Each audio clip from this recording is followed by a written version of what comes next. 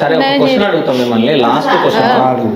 మీరు 8,50,000 ఇవ్వనీకి ఒప్పుకున్నారు. మీ తప్పులు ఏంది, మీరు ఎందుకు ఒప్పుకున్నారు? మరి ఏం చేస్తారు? ఇట్లా ఉన్నాక మమ్మల్ని ఏం అడగలేదుగా.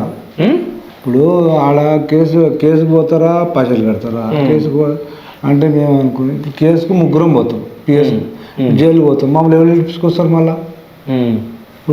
మీరు తప్పు చేసినట్టు లేదు కదా, శిక్ష లేదు కానీ ఇప్పుడు ఆమె చచ్చిపోయింది కదా సార్, ఆ మార్కు అయినా మేము తప్పు పడవాలి. ఇప్పుడు నా ఇంటికన్నా అయ్యింది, నా ఇంటికన్నా అనుకున్నాం సార్. మేము దండు ఒప్పుకోవడం కారణం ఏంటంటే మా ఇంటికి వచ్చాకన్నా మేము ఆ పుణ్యమన్నా పైసలు ఇచ్చి అయింది పడ్డా సరే మా మీద, ఆ డబ్బులు ఇచ్చాయినా ఆ పూర్వ రుణం తీసుకుందాం అనుకున్నాం సార్.